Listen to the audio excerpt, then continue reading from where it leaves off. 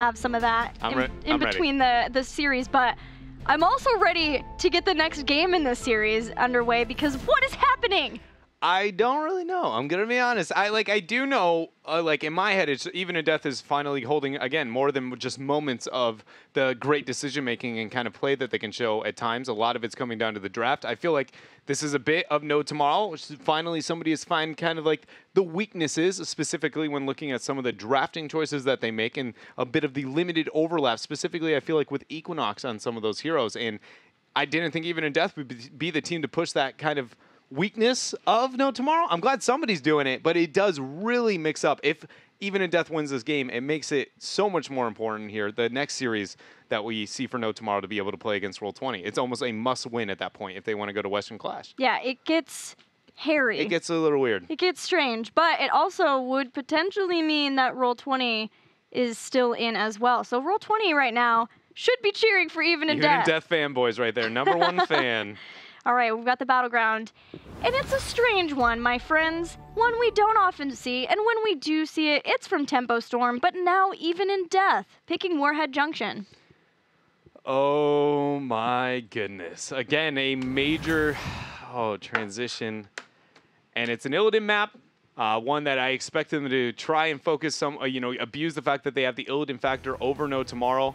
But overall, it's just, what I see here is they're ready to end the series. They're donezo. They've got the final plot. They've got the little bit of the curveball that they are ready.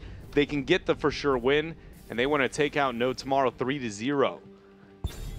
No Tomorrow's got to be the one to kick off the bans. A lot of things to be afraid of. But again, Illidan Malthael, anything that Homicidal can touch has to be so very scary.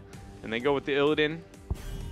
No Tomorrow did beat Tempo Storm with Task Tracer on Warhead Junction when they played versus each other there. Even in Death are like, no thank you, we will not let you have Tracer, but Talking Trees does get Genji. That does leave up the Tassadar though, if they want to pick that up. Granted, there is no Illidan or Tracer immediately that they would want to go with, but it can help off that Ariel double supporting style play. Even in Death hasn't been the team to go into the Tassadar direction too much, so, again, they're going to hold true that they don't want to pick that up. They go with the Uther, and they go with the Dahaka. I was going to say that Dahaka makes me a bit fearful because then it's kind of like, well, Homicide will be on those flashy heroes again. But last game they showed that they can put, they can run Malthael with a double warrior and having Dahaka be played by somebody else. So at this point, I'm like, fine, have the global. Let's see what else you got. They're flexing it. Did you just actually bicep that? Heck yeah, I've got flowers on it. It's like the flower's growing. Yeah, it is like a small breeze on the flower, and it's kind of expanding a smidge there. Have you seen these guns? You're no Popeye, let's be honest here. They shouldn't give you cake. It was spinach they needed, just... Can you believe this guy? On my birthday. Oh my... I'm just saying you're no Kaldor, Fine, that's true. That's true. I'd have more hair than him, though. You got that going for you. Got him. Abathur Greymaine's the rotation. It's looking pretty so far. No Tomorrow's got one of the more intimidating compositions you could ever draft in this game. Both of those are prime hat targets. Abathur thrives in this kind of environment, and both are top 3 clone targets you could ask for in the game. Even in Death has to be scared of those 3 picks. What can they deny from this? Do they want to try to deny a warrior? Do they want to deny a support? Are they dealing with a global game and taking away some of the global capacity? The support makes sense. The one thing I was going to say is I do not totally enjoy the idea of targeting at the warriors, only because that Ethereal can always be flexed in this comp and be very, very impactful, but it's also not common in North America to be able to see that picked up. So, I'm a bit torn. Even in Death, eventually they decided to go into the Stitches, and it's one of those circumstances, again, from what we've seen international versus what does No Tomorrow specifically do. Even in Death has been drafting to No Tomorrow, and it's working. So targeting the Stitches, I guess, does make, again, more sense, I guess, especially because they've been successful in games 1 and 2 with it. Casanova did play some Tyrael when he was in the melee role for No Tomorrow before they brought on Equinox. So it is still a possibility with that, and it would be pretty darn good. We'll see if that's what they want to pick up as a warrior or move somewhere else. No Tomorrow, though, as a ban away. Taking away Vala. Not Ariel. So even in death still could go Uther, Ariel, and something else, just not with a Vala. I hope they don't. I really hope that they don't, just because the map doesn't accent it that well. And you've played it twice, both of your game, or you haven't played it yet against No Tomorrow, and you're winning. You know, why go back to, you know, the strategy that you've definitely ran multiple times against North American teams and it began to struggle? If it was a smaller map, I wouldn't mind it as much, but because it is so big, I would like just get Malthael or something high impact there, even if it's a Zeratul, something for Homicidal to be all over the place and creating chaos in the ranks of No Tomorrow. You said create chaos, and I don't know why, but a certain mage popped into my head. I feel like this is really obvious, and it's just whoosh right now. Medivh. Yeah, that's a good point. Yeah, Medivh would be able to do that. Cassia, I like that. That meets that kind of parameter I was setting up before, the Anubarak 2. It works well into the double melee on the other side. Not only is it meeting that role of like, I want the high impact homicidal, it's even synergizing with being able to deal with what No Tomorrow's drafted. So that was a very good turn for Even in Death. One that I didn't know that they would be able to if they would be capable of having, and now it's back to 50-50, I feel. Well, let's see what No Tomorrow can choose here to sway your percentages. We're looking for a warrior, we're looking for the support. Rhaegar is an option now for Tiger, but so is Karzim when you think about Tiger. Yeah, a little bit of anything could be the option here. I do expect him to go not into Karzim, only because it just... The blinds coming up from the other side, the lockdown, it doesn't add up to me, especially because Greymane and Genji both thrive whenever they get that ancestral healing. But you're right, he has flexed so much in that role. Arthas is locked down for the front line to slow the melees. Definitely expecting Rhaegar. Yeah. Giving a burst heal for either Genji or Greymane when necessary. He's going to risk it, man. He's got the burst heal of his palms, and there's one person we know who likes to hit palms and does hit palms, it's Tiger. Now I just need something that is a backliner with AoE damage and is self-sustaining. Man, he's picking Karzim into Cassia, That's too. what I'm saying. That's where I was like, I did not think even Tiger JK of all supports would not even be able to risk that, because he's got three legendary ancestral targets. He's got a blind where he's not going to be too comfortable behind it. It's just everything about this game screams the Rhaegar, but when all is on the line, a lot of importance into this game.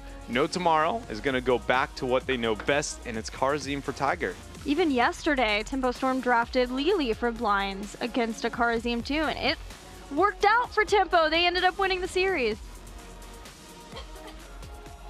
At this point, I mean, legitimately, anything that is not going to die immediately, again, to the dive capabilities of No Tomorrow, I feel like, again, I resort to the Tychus to be defensive, but it doesn't have to be.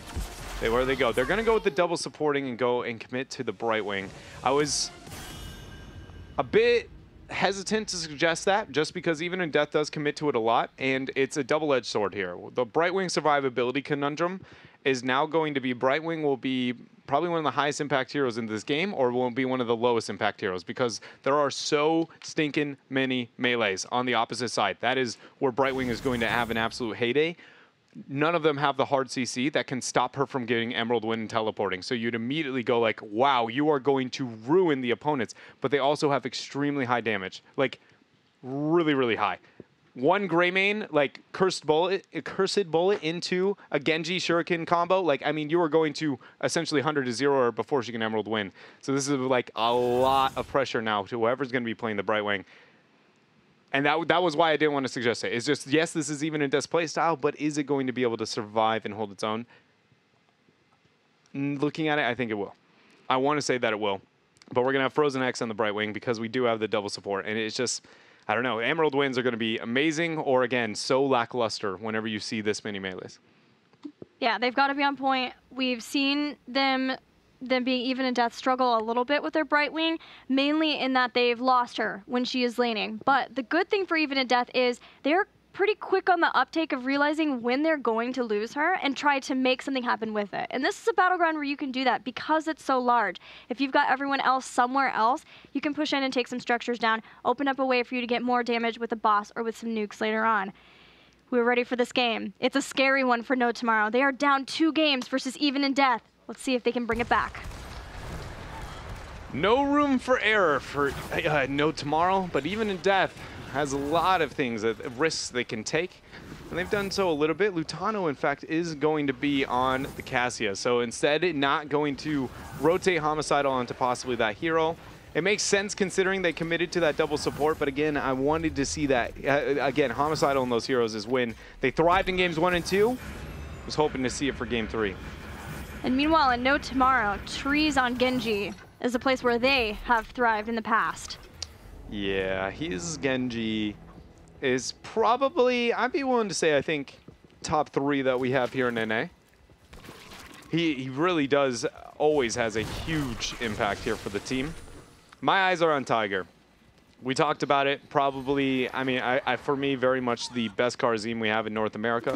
And now he has picked it, again, a very high-impact game against a very difficult composition and over other supports that, again, like the Rhaegar that we've seen from so many others.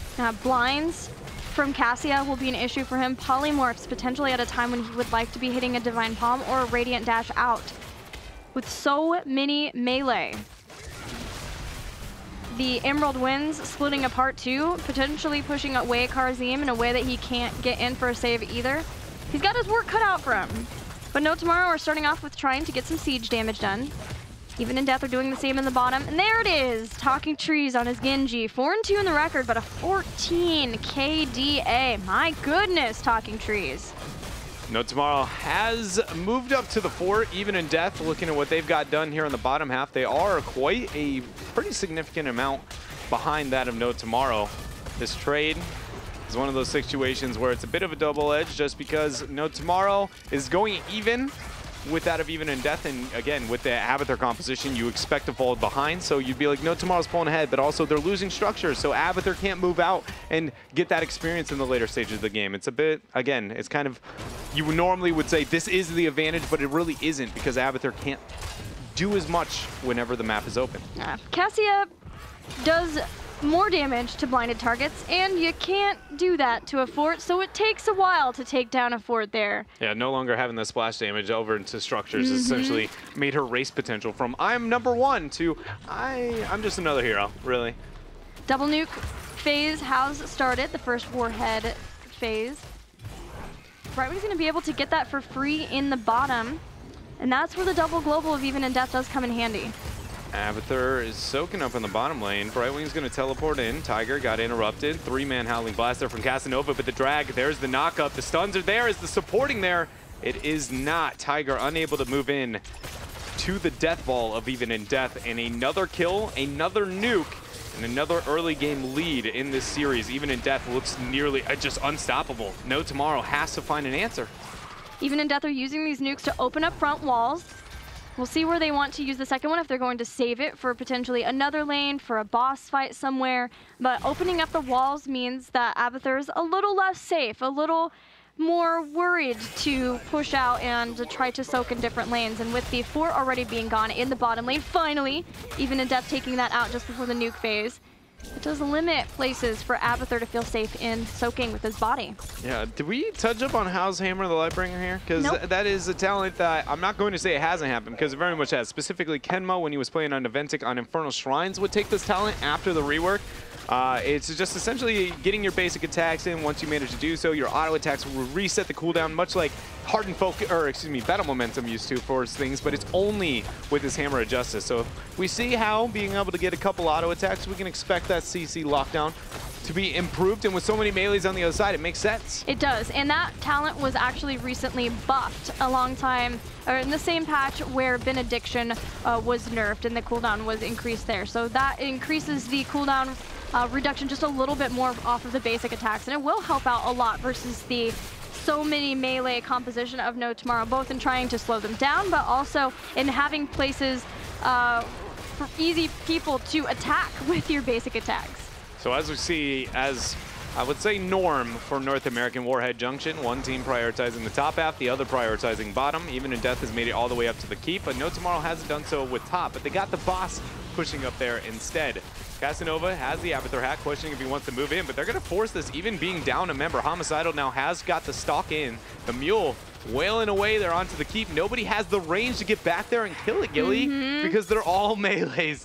Everyone is a melee, except for just Greymane and Genji. Yeah, it's a frustrating point for Even in Death because they want to have permanent damage on top of this keep, but Abathur has Mule and is able to pick it up now, but hitting a drag, taking out Karazim. Now Frozen X is coming in, and all 5 members of Even in Death are in the bottom lane. Man, the respawn timer is so short, though. This is so early on to be trying to push here, and the mercenary camp pressure is continuing in the top versus Even in Death. Yeah, this is a lot of value for No Tomorrow. It looks like they were the team that was reactionary and actually losing, but in the end, they are far ahead of Even in Death because Abathur has been able to aid that boss and that camp up in the top half of the map. They took out the entire front wall, and Even in Death wasted experience, again, committing all the members of their team just to go down there. Granted, losing Tiger JK was definitely not in the plans of No Tomorrow. Even in Death got a bit more than expected. But now we got another Warhead rotation. We're going to have 4 spawning out onto the map for now. It looks like Even in Death has locked in just the bottom left with that Uther. Actually self-canceling that. Yeah, not wanting to get caught out away from his team all by himself. So they're going to give those 2 up and try to make sure that they can get the top 2. But Lutano's getting pushed away with the Cursed Bullet too. Brightwing just barely makes it in with the shield to keep him alive. Between the peel of battery, the teleport coming in from Frozen X, and the blind, Lutano dropped. Like, no damage to be able to get that kill. But without the heroics, Even in Death, they can't move up to this. They have to forfeit. So No Tomorrow, for the first time in this game, has gotten at least an objective. They have a significant lead, 3 nukes to the 1 of Even in Death, but heroic abilities are now available for Even in Death's side. Emerald win once again for Brightwing to try to separate out this death ball composition that No Tomorrow has. Nuclear and Tiger launch JK's detected. palm is back. Keep going down. Good night, my sweet friends. We didn't even get to watch the fireworks. It's so tilted. Boss started here for Even in Death. Oh, now we got the fireworks. Thank you, Brosidon. At least the aftermath. Yeah, you know, always looking out for us. Boss here, Burrow. Everybody knows this is happening. It's just who is going to get it is the question. Emerald win has got to be a talking point here. Nuke's going down, Gilly. He's not on that point at all, but he's phase shifting on top. They've got it with the nuke as well. They haven't used Emerald Wind just yet, but there it goes down. Jason's clone will be dealt with in short order. A drag ensures that the palm goes off for Casanova, so he'll stay alive for now, but he is not in a position to try to survive this at all. Talking Trees uses Dragon Blade just to disengage. And now it's full retreat. It's just what can Even in Death get? They're not done. They're going for it. There's sadly no shrubs there to be able to abuse Battery with that final bird charge. He has consumed all of his mana. Even in Death, though, they want this keep that has been muled up over the long run. They've got the boss behind them.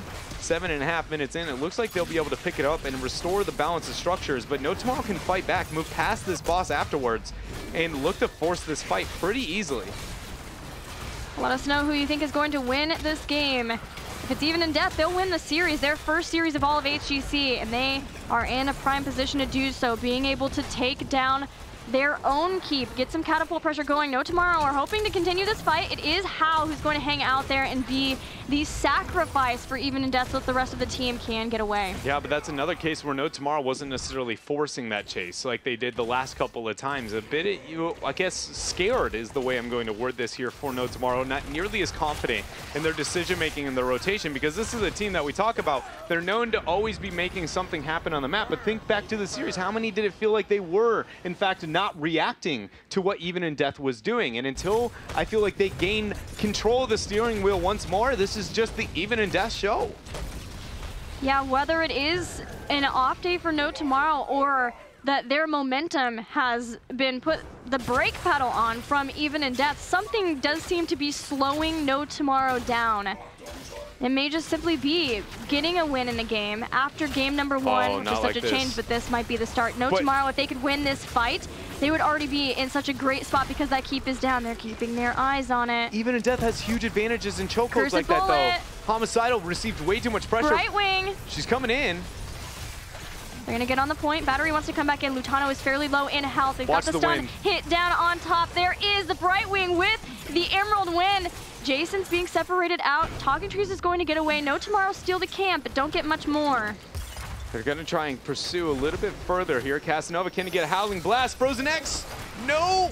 Just far enough away to not let No Tomorrow be able to move up. And now It looks like everybody's backed out. They're considering a bit more onto the Warheads. Tiger JK able to pick up his, and we got Dahaka up on bottom, locking down that Warhead. I was going to say, in chokehold fights, I honestly give a huge advantage. As long as Emerald Wind goes off, it will win that fight every time. So, like, I respect No Tomorrow trying to catch somebody off guard, but no world do I move into that and go, this is our fight, unless I can 100-0 somebody. And so they need to be very careful with fights like this between, again, Cassia and the Emerald Wind coming up in 10 seconds. The damage is there. Palm, can it go down? Equinox does not get the Palm proc. Boss finishes it at the very end, and now No Tomorrow is on full retreat. Max range drag to finish it off. Everything is crumbling apart here for No Tomorrow. Yeah, Equinox was so close to getting that Palm to proc. It just wasn't quite there for them, even with the poison damage. Jason's doing what he can on the clone, but Even in Death are going to steal a nuke away too. They have 2 nukes. They're getting the boss. Things are getting better and better for Even in Death in this game. What is the outcome of this boss is the biggest thing here. There's 2 Warheads. And the boss is only 10 minutes into the game. It's though Warhead is a weird map, is how it's played out in North America, because we see keeps and catapults, but these things don't really begin to matter until the later stage of the game. The bosses as well. So this is really up to Even in Death. How many resources, how many Warheads do they commit with it, and what does No Tomorrow want to do to kind of stop this bleeding?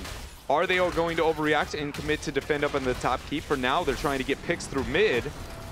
They were unable to do so here. Nice plays coming out from Frozen X and Homicidal. They'll at least be able to proc adaptation to be used there from Homicidal. The Homicidal will stay alive. The boss is going to continue forward here after taking down the fort. Even in Death, not using their warheads here. They have already established the lane in which if they win the game, it will be through. And that is in the bottom. That boss will be up in 20 seconds. And they are far closer to 16 than their opponents. Jason has so much confidence. He's been visible in that lane for so long, and it's right next to a shrub. He has nobody there. Homicidal could commit at any moment. I'm sorry, this is all I've been... the whole time, I couldn't hear a single thing you said because I've been like, Jason, are you sure That's all right, you want to go out that far? I was just remarking that the bottom boss is ready. It's No ready. Tomorrow knows exactly where Even in Death are, and they know how much trouble they are in. They are heading toward the core. But see, this is not an all-in core. It's 12 minutes in the game. It's not going to be that easy, and it depends on how many members of Even in Death are going to respond. It looks like all 5. The shielding is already going to be removed. Can they make it back? They're just ripping through this core. 70. Doesn't hit enough people, Gilly. They might be able to do it. 50 Equinox is just going to barely stay alive. The palm is perfect for Tiger JK, and No Tomorrow have done it. They'll take out the core. Abusing Even in Death, wanting to get that boss and win the game, making one of their brilliant core calls they make. No Tomorrow just barely scraped by a victory, but they do get it. I think that's the best way to word that, is they scraped by on that one, relying onto the shot calling there at the very end for that backdoor play style. I mean, I'm always a huge fan for it, but you can't walk away from games like that and be overly confident. A better team would go, okay, well, I can expect that backdooring if you don't overcommit that many resources onto the boss, or at least come up with a game plan of, if this happens, what are we actually going to be doing? And you may not have the same results. Yes, very well-deserved win, but again, should not be, restoring the confidence levels of these players. Got to feel a little bit still on the back foot. Especially when you consider the 3 great picks that No Tomorrow started that draft with, Genji, Abathur, and Greymane, and yet they would go into fights with the confidence that thinking that they'd be able to win the fights, and again, the drafting of Even in Death shines through. Having Cassia for blinds, Emerald Wind too to try to separate out and not let everybody deathball together for No Tomorrow. It doesn't feel, even though No Tomorrow got that victory, like I can confidently say, oh, they'll be able to reverse sweep now easily. Yeah, it's oh man, I'm really excited to see what we see for the drafting on game number 4, and even the map a little bit, because though that was Warhead Junction and Even Death was the one to choose it, you could see that the experience of No Tomorrow's decision-making was the main reason that that game was able to go that way. So if we go to a map that's more frequently played, at least at HGC specifically for Even in Death, does suddenly that variable kind of die down a little bit and maybe the next game go over to Even in Death? Or does No Tomorrow get enough faith off of that they're just like, no, we got this, we're going to absolutely be able to get this reverse sweep? Well, we asked you guys at home and on Twitter what you guys thought, who would be able to take that game, and you guys let us know using the hashtag HGC. But it was a close one, even in death with blinds at 55 to the 45%, confident that No Tomorrow would win with their clones. It was No Tomorrow had to make that move exactly when they did, or it was done. Yep. Even in Death had too many nukes, and they were going to get the boss because No Tomorrow could not fight without 16 there. Yeah, and that's one of those, when we talk about shot calling and like some of the thought processes you can have to get better and grow, is one of those is learning at what are your opponents and playing from your opponent's position. And granted, that is one of the later ones. That's the only way even in Death can actually have that kind of foresight, right? Because we talk about it, that is the only way they can really get a major win at that point in time. And if you realize that, identify it, and again, they played around it, get a dismount early on. If you assume that they're in that show up and you get the dismount and then you just, everybody else, 2 people maybe stay on the boss, everybody back out, scare them out, suddenly No Tomorrow, that whole game will crumble. I guarantee even in Death we'll take that as a learning experience, but they are not done in the series.